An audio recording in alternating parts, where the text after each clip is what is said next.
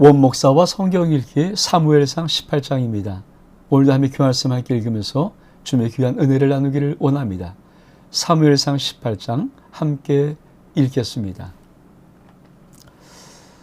사무엘 18장 다윗과 요나단의 이야기가 이제 나오기 시작합니다. 같이 18장 읽겠습니다. 다윗이 사울에게 말하기를 마침에 요나단이 마음이 다윗의 마음과 하나가 되어 요나단이 그를 자기 생명같이 사랑하니라. 그날에 사울은 다윗을 머무르게 하고 그의 아버지 집으로 다시 돌아가기를 허락하지 아니하였고, 요나단은 다윗을 자기 생명같이 사랑하여 더불어 언약을 맺었으며, 요나단이 자기의 입었던 겉옷을 벗어 다윗에게 주었고 자기의 군복과 칼과 활과 띠도 그리하였더라. 다윗은 사울이 보내는 곳마다 가서 지혜롭게 행하며 사울이 그를 군대의 장으로 삼았더니 온 백성이 합당히 여겼고 사울의 신하들도 합당히 여겼더라. 사무엘 18장은 이제 다윗과 요나단의 이야기가 나오면서 어떻게 전개되는가 하는 것을 우리에게 보여주고 있습니다. 여러분, 사람들에게는 사랑이라는 것이 있고요. 또 친구들 간에는 우정이라는 것이 있고, 또 왕과 신하에게는 신의, 충성이라는 것이 있습니다. 오늘 사실 다윗과 요나단의 사이의 요나단의 행동을 보면서 우리가 요나단이 행하는 행동들이 어떤 의미고, 사실 이것은 저 먼 신약에 가면 사실 이 예수 그리스도와 사도 바울의 어떤 관계까지를 이렇게 쭉 이어져는 선이 하나가 있거든요.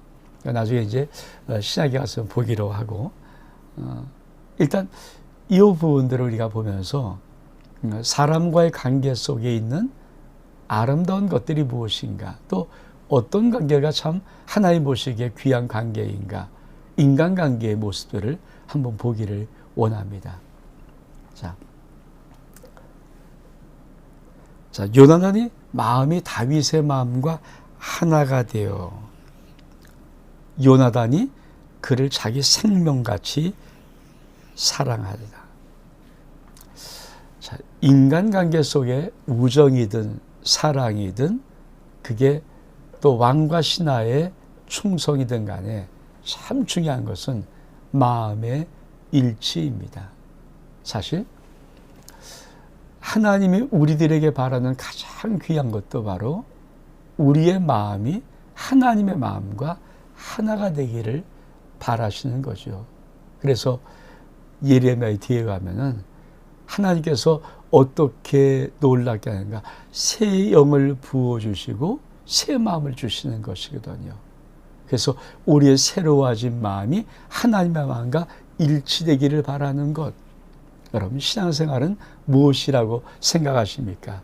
신앙생활은 하나님의 마음과 내 마음의 일치입니다. 그러니까 아버지 마음처럼 내 마음이 같은 것. 그것이 신앙생활의 어쩌면 참 중요한 목표이기도 합니다. 또 한 가지는 사실 하나님과 우리와의 관계, 이 요나단과 다윗의 관계를 통해서 무엇을 알 수 있습니까? 요나단이 자기 생명같이 다윗을 사랑하다. 요나단이 자기 생명같이 다윗을 사랑하는 것. 우리 한번 다시 이 말씀을 좀 볼까요? 자, 요나단이, 제가 좀 파란 걸 좀 할게요. 요나단이 다윗을 자기 생명같이 사랑하다. 요나단 다윗을 자기 생명같이 사랑하여. 이걸 두 번 쓰는 것입니다. 그러니까 사랑이라는 것은 어느 정도까지를 나가야 되는가. 그렇죠? 우리가 이 세상에서 사랑이라는, 아마 이 노래 중에 사랑이라는 주제, 사랑도 이별이라는 주제가 가장 많은 주제라고 합니다. 그것이 어쩌면 인간관계잖아요. 인간은 사랑을 하고 또 사랑하는 사람과 이별하면서 살아가는 관계일지도 모르죠. 우리는 수많은 사람들을, 그렇죠, 이 세상에서 태어나서 정말 많은 사람들을 접하고 많은 사람을 알고 많은 사람을 보고 그리고는 많은 사람과 또 헤어지면서 살아갑니다. 그중에, 그렇죠, 정말 내 생명처럼 사랑하는 관계를 맺는 것을 우리는 가족이라고 하죠. 그러니까 부모가 되면 자식을 낳을 때 생명같이 사랑할 수 있는 관계를 맺는 것이고, 또 자식이 부모에게도 마찬가지고 생명 같은 사랑의 관계를 맺는 것. 이게 하나님께서 수많은 사람들의 만남 가운데서 만나게 하신 축복된 관계이거든요. 그런데 믿음이 뭡니까? 신앙생활이 무엇입니까? 이 관계를, 인간의 관계를 넘어서 하나님과 관계, 하나님과 관계. 그러니까 하나님이 세상을 이처럼 사랑하사 독생자를 주었으니 이게 뭡니까? 하나님은 우리를 사랑할 때 거저 사랑하지 아니하고 자기의 생명보다 더 귀한 아들을 우리에게 죽여주시면서 우리를 사랑했다고 말씀하시는 것이거든요. 그러니까 믿음의 세계는 언제 그 문이 열립니까? 이 하나님의 생명단 사랑이 내 영혼 속에 들어오기 시작할 때 믿음의 문이 열리는 거죠. 그러니까 오늘 요나단이 다윗을 사랑하는 이 관계를 첫 번째는 뭐라고 말합니까? 마음의 하나. 두 번째는 생명을 다한, 자기 생명같이 사랑하는 생명의 관계. 또 한 가지가 있습니다. 참 중요한 것인데, 그렇죠? 4절에 보니까 요나단이 자기가 입었던 겉옷을 벗어 다윗에게 주었고 자기의 군복과 칼과 활과 띠도 그리하였다. 여러분, 요나단은 자기가 입었던 겉옷을 다윗에게 왜 줍니까? 항상 겉옷이라는 것은 신분을, 그 당시에 하여튼 고대 사회나 유대 사회에서 겉옷은 신분을 상징하죠. 우리가 이제 신약에서 보겠지만 거지 바디메오, 디메데오의 아들 바디메오가 예수님이 너를 부르시다 할 때 겉옷을 던져버린 거거든요. 이 겉옷은 그러니까 난 더 이상 거지로 살지 않아, 난 더 이상 이런 신분으로 이렇게 비참하게 살지 않아를 벗어버리면서 달려가는 것인 것처럼 이 요나단이 자기의 겉옷을 벗어 다윗에게 주었다는 것은 이게 충성의 언약이에요. 내 신분보다 다윗 너의 신분이 더 고귀하다. 난 너에게 충성하고 싶어. 너와 언약을 맺고 싶어. 그리고 또 뭐라고 말합니까? 자기의, 그렇죠, 자기의 군복과 칼과 활과 띠도 그렇게 벗어주었다. 사실 이것은 신학자들이 어떻게 이야기를 하냐면은 이 고대 이 다윗 이런 시대 속에서 내가 왕의 충성을 맹세할 때는 나의 무기나 나의 띠를 그에게 드림으로 내가 주 앞에 충성하겠습니다. 이 맹세를 하는 겁니다. 그러니까 요나단은, 그쵸, 아주 요나단의 이 다윗과 이 구절은 우리가 어떻게 하나님과의 관계를 맺을 것인가? 자, 첫 번째 뭐라고 합니까? 마음의 하나됨, 일치. 마음이 하나 되었고 또 생명같이 살아가는 관계가 되었고 더 나가서, 그렇죠, 충성을 맹세하는 거, 언약을 맺는 거예요. 요나단은 사울왕의 아들이에요. 왕자예요. 근데 요나단 마음속에 영성은 어떤 기대감, 어떤 또 놀라운 예지의 능력이 있습니까? 다윗, 네가 왕이 될 거야. 나는 네가 왕이 되면 난 네 앞에 충성할 거야. 그거를 맹세해 주는 거예요. 언약해 주는 거예요. 여러분, 사실은 우리가 하나님 관계를 맺을 때 참 중요한 것이 뭡니까? 주는 그리스도시요, 이 주자 쓰는 주인 주자. 그러니까 신앙의 가장 중요한, 예수 영접할 때 정말 중요한 핵심이 뭡니까? 주라는 단어죠. 예수님은 나의 주십니다. 예수님은 나의 왕이십니다. 이게 가장 중요한 신앙의 고백의 첫 단계거든요. 이 고백의 문을 열고 우리 신앙의 깊은 세계를 들어갈 수 있는데, 오늘 사무엘상 18장은 바로 요나단이 다윗에게 이 세 가지를 정확히 고백해 주면서 신앙에 어떤 마음이고 어떤 사랑이고 어떤 언약을 맺으며 나가는 것인가를 우리에게 아주 기가 막히게 갈라줍니다. 우리 한번 그 다음 단락을 좀 볼까요? 자, 사울이 불쾌하게 다윗을 주목하다. 6절 이하에 보니까 무리가 돌아올 때 곧 다윗이 블레 사람을 죽이고 돌아올 때 여인들이 이스라엘의 모든 성읍에서 나와서 노래하며 춤추며 소구와 경세를 가지고 사울 왕을 환영하는데, 여인이 뛰놀며 노래하여 이르되 사울이 죽인 자는 천천히요 다윗은 만만이로다 한지라. 사울이 그 말을 불쾌하여 심히 노하여 이르되 다윗에게는 만만을 돌리고 내게는 천천만 돌리니 그가 더 얻을 것이 나라 말고 무엇이냐 하고, 그날 후로 사울이 다윗을 주목하였더라.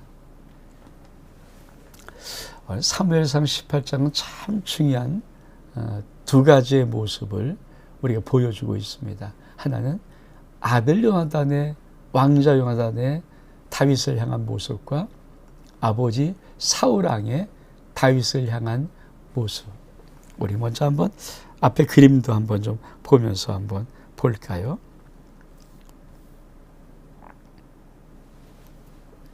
자, 누가 요나단 같아요? 누가 다윗 같아요? 그렇죠. 이쪽이 요나단, 그리고 여기가 다윗입니다. 다윗과 요나단 아주 아름다운 관계를 우리가 설명할 때 다윗과 요나단과 같은 관계, 참 멋있는 관계 아닙니까? 그 다음에 우리가 봤던 것, 참 다윗이 돌아옵니다. 여인들이 사울은 천천히인데 다윗은 만만이다 그러고 막 외쳐줍니다. 여러분, 인간에게는요, 참 정말 물론 이것이 나쁜 것만은 아닙니다. 비교의식이 있어요.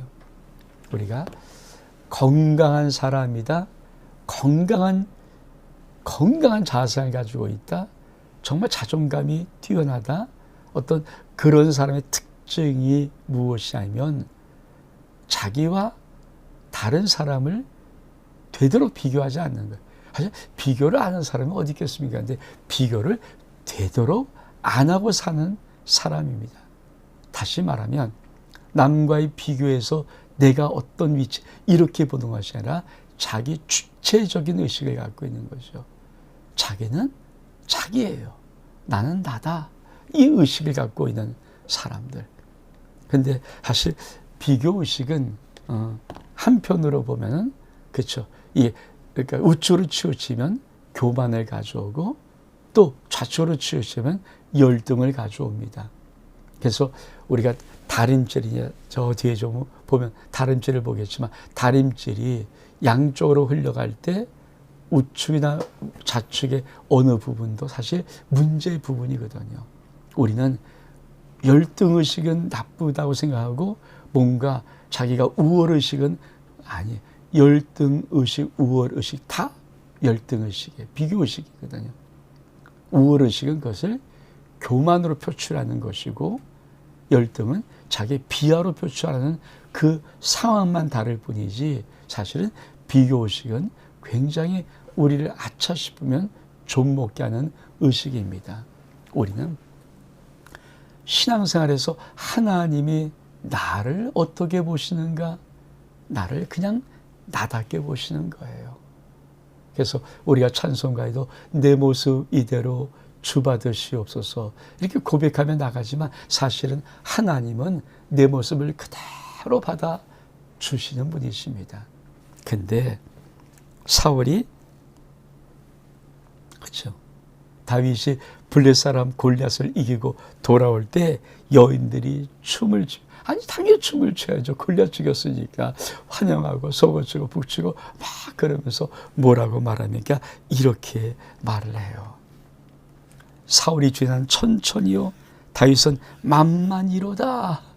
그러니까 사울이 그 말에 불쾌하 뭐라고 말할까? 노하여 이르되 야 다윗에게는 만만을 돌리고 내겐 천천만 돌리냐? 그러면서 뭡니까? 그가 더 얻을 것이 이 나라 말고 무엇이냐? 그날부터 사울은 다윗을 주목하더라. 여러분 이 비교의식이 결국은 사울의 인생을 무너지게 만드는 거죠. 응? 저거 내 나라까지 빼앗겠는데? 그러면서 이제부터 마음으로 다윗을 견제하려는 이 비교의식으로부터 사울은 진짜 무너지기 시작하는 것입니다. 그래서 여러분 하나님이 믿음의 세계를 깊이 들어가면 하나님이 늘 우리에게 말씀하시는 아주 아름다운 말씀 하나가 있습니다. 그것이 뭔지 아십니까? 너는 보배롭고 존귀한 자야. 넌 나의 가장 소중한 아들이란다. 넌 나의 사랑한 자야. 이거를 끊임없이 말씀을 해줘. 왜? 우리가 이 땅에서 여러 가지 많은 세상과의 모습 속에 비교를 할까봐, 비교의식으로 우리가 잘못 살까봐 하나님이 끊임없는 사랑으로 우리를 말씀하시고 우리를 감싸주시고 우리를 세워주시고 우리를 축복하시고 하시는 것입니다. 그래서 믿음 생활의 가장 아름다운 축복이 뭘까요? 하나님부터 이 귀한 은혜의 음성을 내 영이 들을 수 있는 거예요. 또 나가서 사실 믿음의 가정 속에서 자녀를 정말 다윗같이 기르려면은 여러분 많이 사랑하시고 많이 축복하십시오. 그리고 많이 사실 저도 부모인데 하다 보니 잠깐 비교를 하더라고요. 근데 비교는 정말 자녀를 사랑하는 교육에는 쥐약입니다. 우리는 하나님의 은혜 가운데 자꾸만 그가 어떻든 그 모습을 그대로 보여주는 축복이 있어야 합니다. 사실 유대인들 교육이 하브르타 교육이라고 하지 않습니까? 근데 하브르타의 교육의 핵심이 무엇인가? 사람을 볼 줄 아는 눈을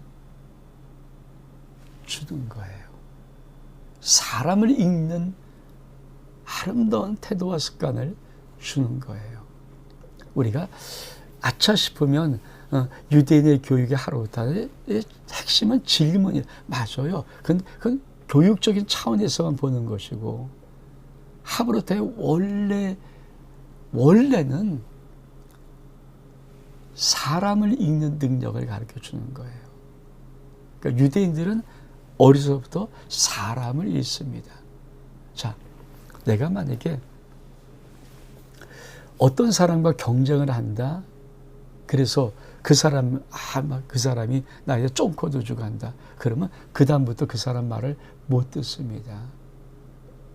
여러분, 내가 어떤 사람과 얘기를 토론해야 되는데 그 사람이 막 쫑코 주고 무시하면 그 말을 듣겠습니까? 너 이렇게 어떻게 몰라. 그렇죠. 그러니까 부모와 자식 간의 대화, 형제 간의 대화가 안 되는 것도 이런 부분이거든요. 근데 하브르타는 책을 읽기 전에, 질문하기 전에 사람을 읽는 능력을 능력을 가르쳐줘요. 그래서 먼저. 근데 사실 이거는요, 아주 탁월한 처세술의 최고의 처세술은 데일 카네기. 이 데일 카네기가 가르쳐준 처세의 하나이기도 하거든요. 그러니까 세상을 살아가는 가장 중요한 것은 사람을 읽는 능력이 있어야 된다. 그래서 그 사람이 어떤 멋있는 것을 참 멋있습니다. 옷이 오늘 참 아름답게 보이네요. 그를 긍정해주고 그를 칭찬해주고 그렇죠. 그의 취미를 물어보면서 좋은 호감을 가지고 그래서 첫 질문에 yes, yes, yes가 3번 나오게 하면은 그다음부터의 말은 이어갈 수 있다고 하는 거거든요. 그래서 처세술 데일가인 처세술도 보면 참 재미있는 것은 어떤 세일즈를 할 때 절대 바로 이게 얼마입니다 이렇게 들어가지 않죠. 먼저 그 사람을 읽으면서 그 사람의 취미, 뭐 테니스 제가 옆에 보면 혹시 테니스를 하십니까? 물어보면서 그렇게 끌어가든지 그 사람이 자식이는 액자에 보니까 자식가 가족 사진이 있어 그러면 자녀들의 문제를 툭 던지든지 해서 그렇게 끌고 가는 거죠. 그러니까 유대인들의 상술이 뛰어나다 말하는 것은 유대인들에게는 사람을 읽을 수 있는 능력이 있다는 것입니다. 근데 이 능력은 비교의식이 있으면 못 읽어요. 비교의식은요, 우등이든 열등이든 둘 중에 하나를 주는 것이지 읽을 수 있는 능력을 주는 것은 아니거든요. 그래서 어떻게 합니까? 그 다음부터 사울은 다윗을 주목하더라 이렇게 말하는 겁니다. 우리 그 다음 달락 한번 읽어볼까요? 10절에 보니까 그 이튿날 하나님께서 부르시는 악령이 사울에게 힘있게 내림에 악령이 성령이 내려도 모자라는데 악령이 내리면 그가 그 집안에서 정시업이 떠들어대며 다윗이 평일같이 손으로 수금을 타는데 그때 사울의 손에 창이 있는지라. 그 스스로 이를 내가 다윗을 벽에 박으리라 하고 사울이 그 창을 던졌으나 사울이 다윗이 그 앞에서 2번 피하더라. 여호와께서 사울을 떠나 다윗과 함께 계심으로 사울이 그를 두려워한지라. 그러므로 사울이 그를 자기 곁에서 떠나게 하고 그를 천부장으로 삼음에 그가 백성에서 출입하며 다윗이 그의 모든 일을 지혜롭게 행하니라. 여호와께서 그와 함께 계시니라. 사울은 다윗이 그게 지혜롭게 행함을 보고 그를 두려워했으나 온 이스라엘과 유다는 다윗을 사랑하였으니 그가 자기들 앞에 출입하였기 때문이더라. 여러분,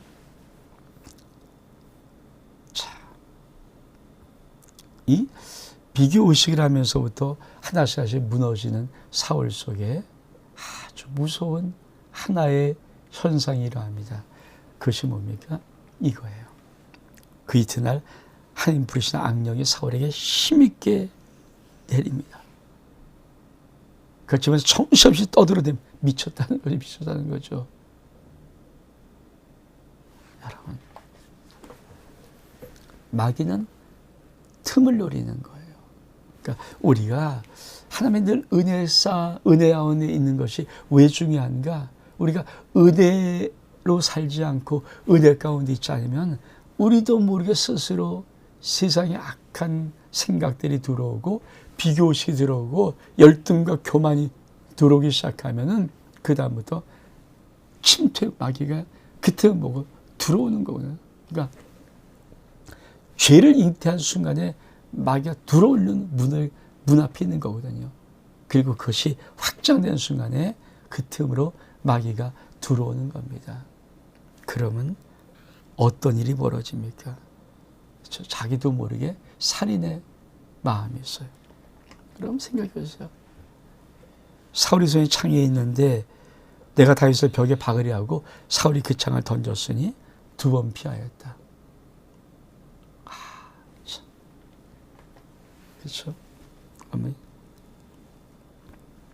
그림 하나를 좀 볼까요?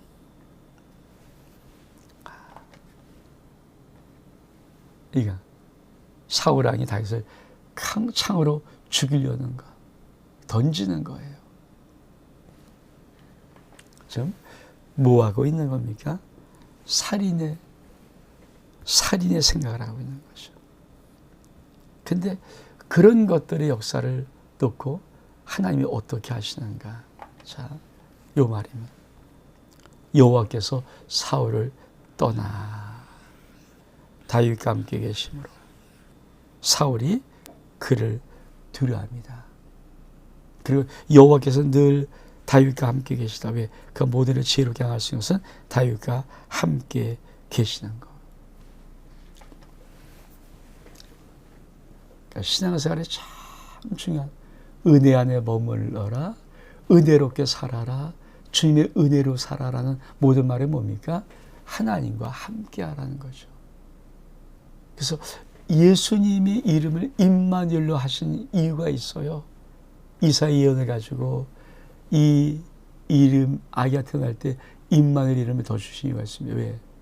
그것이 하나님의 진짜 신앙의 계획이거든요. 여러분, 하나님은 늘 우리와 함께 하시고 우리와 동행하시기를 원하십니다. 그래서 주와 같이 길 가는 것, 이게 신앙생활이에요. 사랑하는 성도 여러분, 여러분은 매일매일 주님의 은혜 가운데 사십니까? 아니면 하나님이 여러분을 떠나버린 관계 속에 살기를 원하십니까? 그렇죠. 왜 우리가 은혜 속에 살아야 될 건가? 왜 세상 속에, 사람 속에, 악 속에, 타락 속에, 죄악 속에 살지 않고 은혜 속에 살아야 되는가? 하나님이 우리와 함께 하시기를 원하시고 그것이 하나님의 목표예요. 목적이에요. 여러분, 이런 신앙생활할 때 여러분이 인생의 모든 일들을 여러분 다윗처럼 지혜롭게 행할 수 있을 것입니다. 자, 사울은 어떻게 또 괴계를 꾸미는가? 우리 한번 그 다음 단락을 보겠습니다. 다윗 사울의 사이가 되다. 사울이 다윗에게 이르되 내 맏딸 메랍을 내게 아내로 주리니 오직 너는 나를 용기를 내어서 여호와의 싸움을 싸우라니 이는 그가 생각하기를 내 손에 그에게 되지 않고 블레 사람의 손을 그에게 되게 하리라 함이라. 다윗 사울에게 이르되 내가 누구이며 이스라엘 중에서 내 친족이나 내 아버지 집이 무엇이기에 내가 왕의 사이가 되리까 하였더니 사울의 딸 메랍을 다윗에게 줄 시기에 무엇 사람 아드리에게 아내로 주었어요. 사울의 딸 미갈이 다윗을 사랑하며 어떤 사람이 사울에게 알린지라 사울이 그 일을 좋게 여겨 스스로 이르되 내가 딸을 그에게 주어서 그에게 올무가 되게 하고 블레 사람의 손으로 그를 치게 하리라고. 아주 무서운 계략이죠. 이에 사울이 다윗에게 이르되 내가 오늘 다시 내 사이가 되리라 하니라. 사울이 그의 신하들에게 명령하되 넌 다윗에게 비밀이 말하여 이르기를 보라 왕이 너를 기뻐하시고 모든 신하도 너를 사랑하나니 그런즉 내가 왕의 사이가 되는 것이 가당. 사울의 신하들이 이 말을 다윗의 귀에 전하매 다윗이 이르되 왕이 사이가 되는 것을 너는 작은 일로 보느냐? 난 가난하고 천한 사람이라 한지라.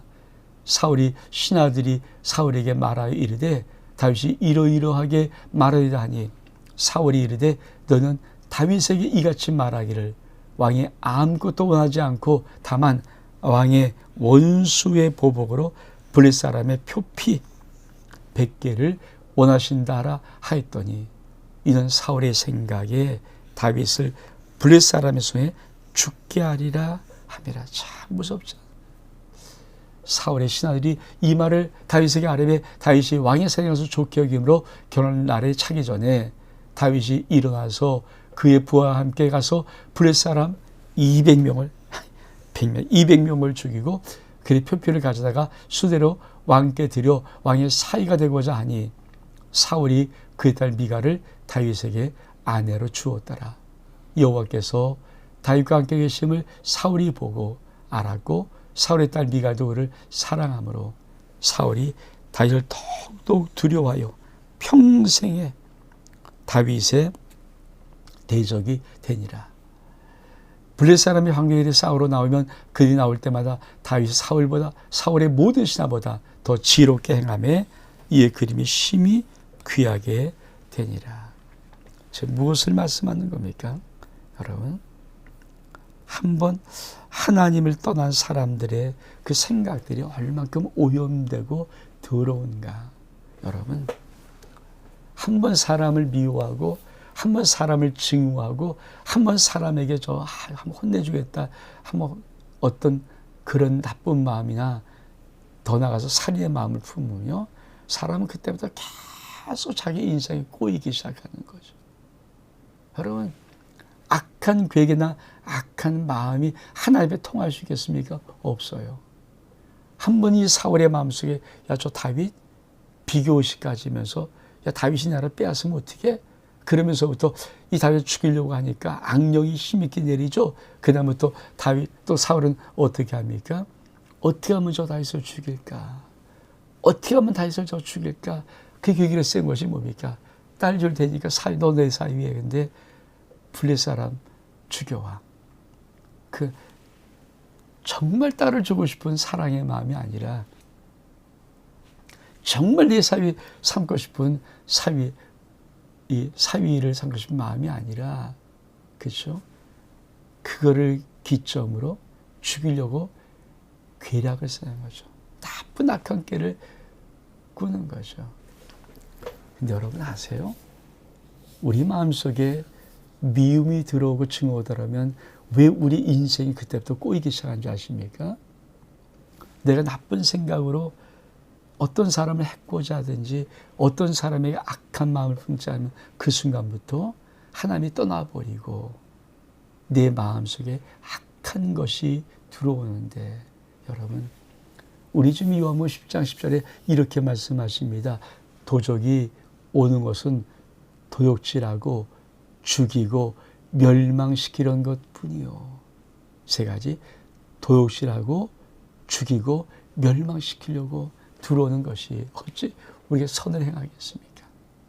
결국은 사울의 이 모든 계략은 오히려 다윗이 하나님의 은혜 가운데 역으로 정말 사울의 사위가 되게 하는 것으로 바뀌어버리죠.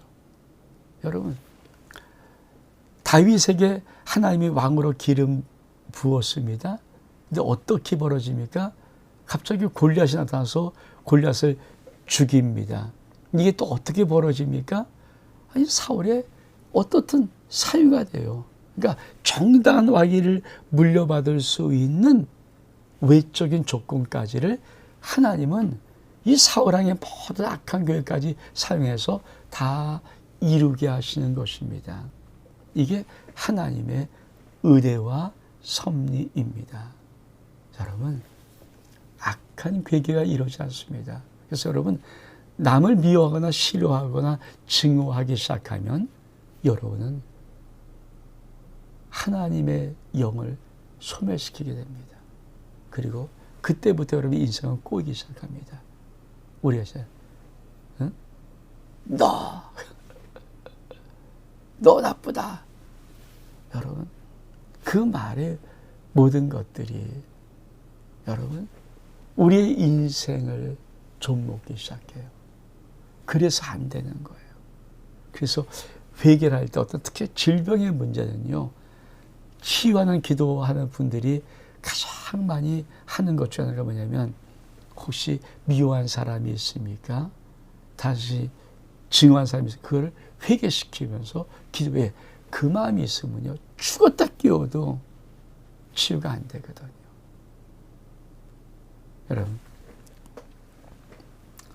우리 하나님 앞에 믿음이 무엇일까요? 사랑의 마음이에요.